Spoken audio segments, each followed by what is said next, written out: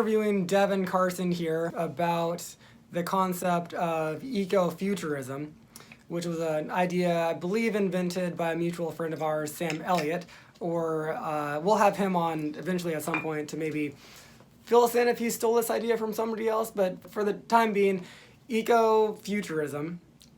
How do you define this concept, Evan?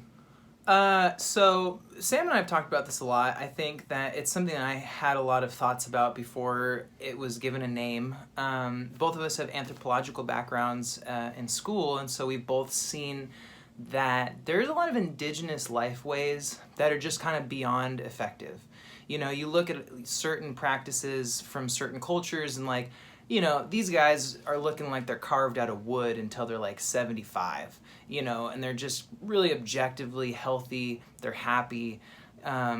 And there's kind of an element of that we've lost touch with in the modern world as we've become more technologically advanced. We've kind of supplanted some of the things that we used to do for mental and physical health with like behaviors that maybe aren't so mentally and physically healthy. I think the idea of ecofuturism is this idea of taking this kind of deep tribal indigenous knowledge of stewarding forests, stewarding the earth, making sure that we are living in some kind of symbiotic relationship with natural systems, but then also using technological advancements to really supercharge that. So is it just a bit of a perspective, or is it more of like a methodology for how to proceed into the future, or a combo of both, perhaps? I think it's both, but I think it's also in a weird way, unless something really goes wrong, the way that we're headed.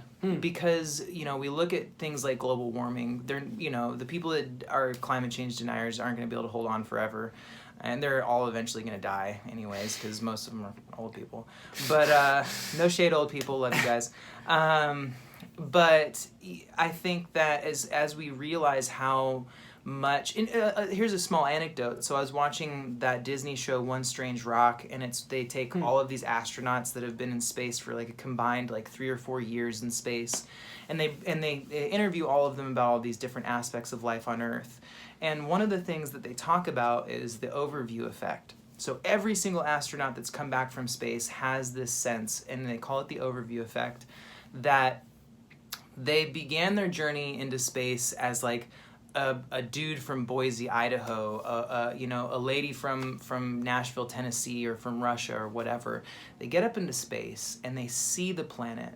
They see how thin the atmosphere is. They see how close together everything really is, how small this little marble is. And they internally and almost non-consensually begin to redefine their idea of what home is, from the town that they grew up in, from the nation state that they're a part of, to Earth.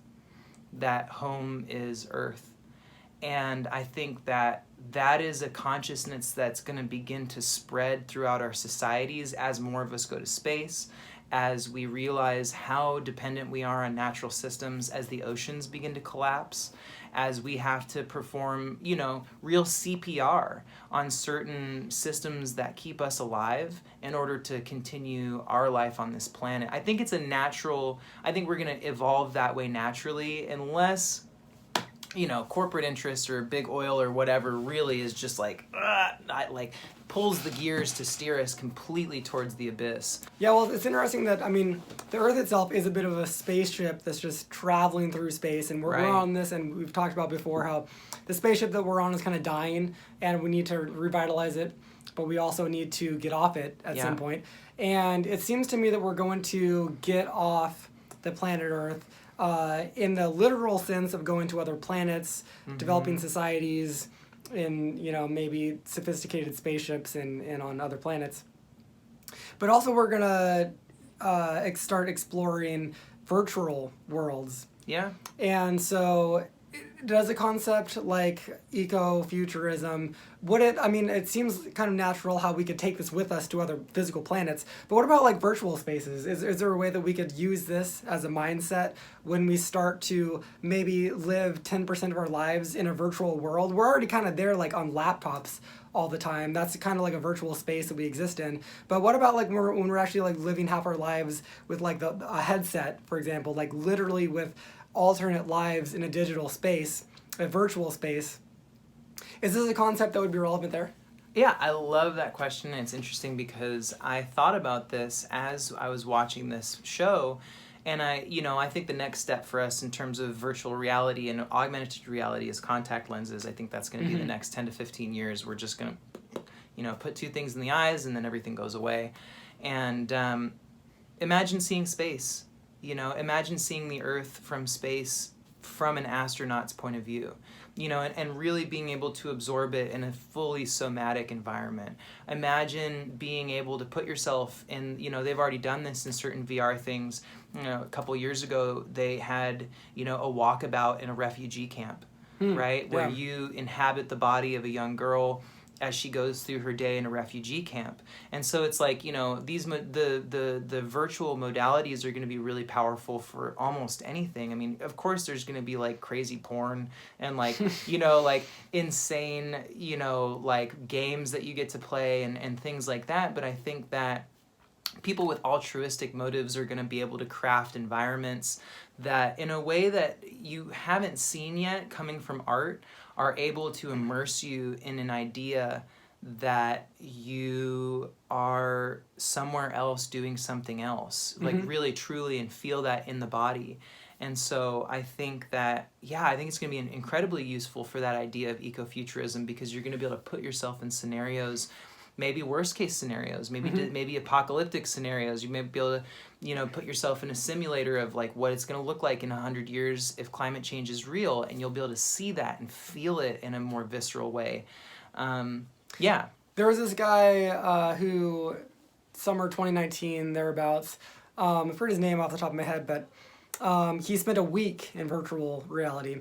With he had a contraption so he could shower with a headset on. He could sleep in it. Yeah, so like he really embraced this idea of what's it like to live in virtual reality for a week at a time.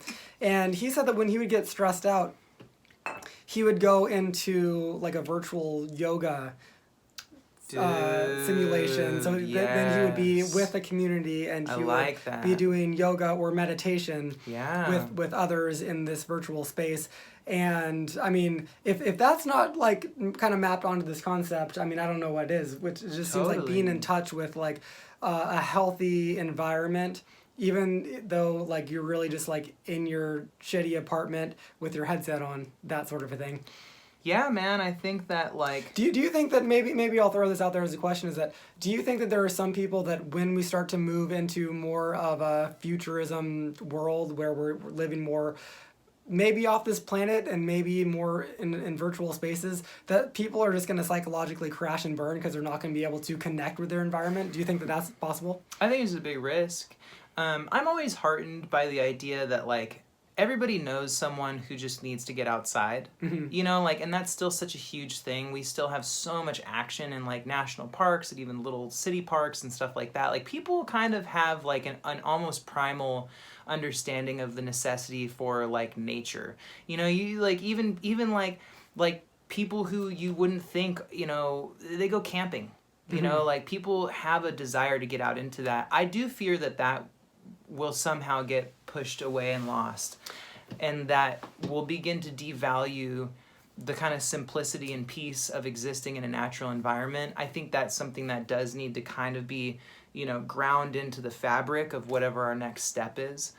I think there's a lot of people that are doing that though, and I see that work being done. You're gonna have game designers are gonna be tireless and like allowing you to like, murder some like crazy zombie or something like that. But then you've got people like, that have beautiful ideas and beautiful minds that are wanting to bring you into environments that are calming and immersive and, enhance your desire to go out and live in a natural setting. Yeah, I think that there are a couple of truths about humanity that are never going to leave us no matter where we live and what our environment is like.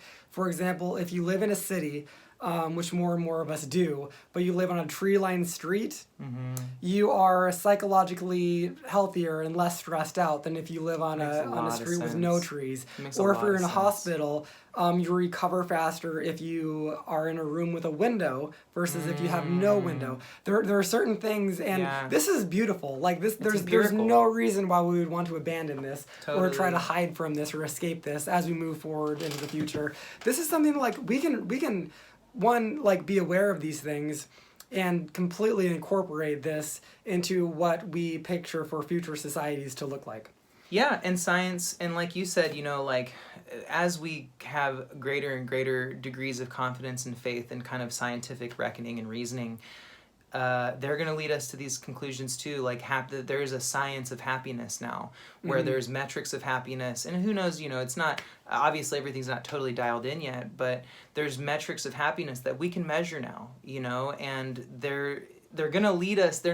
You're not gonna see a paper that comes out that's like, virtual porn makes everyone fucking validated and happy. You know what I mean? It's like I think we're gonna keep understanding that there's a biological imperative that we are kind of saddled with as human beings that brings us happiness in certain facets and drives us towards anxiety in others, and those are gonna be more and more able to be measured, as science of consciousness, science of the mind, brain chemistry, things like that are revealed to us. It's not going to take us further from the natural world because we are a part of the natural world. We are a part of the system. We are not separate from it as much as we're individuals. That's the overview effect, is realizing, these astronauts have realized that, oh, I am this thing. I am Earth. I am a part of this. And when we leave Earth, we will no longer be humans. We will be something else. We will be space creatures. When we go to Mars, we won't be humans. We'll be Martians. You know what I mean? It's like you functionally are a part of whatever ecosystem engages and supports you.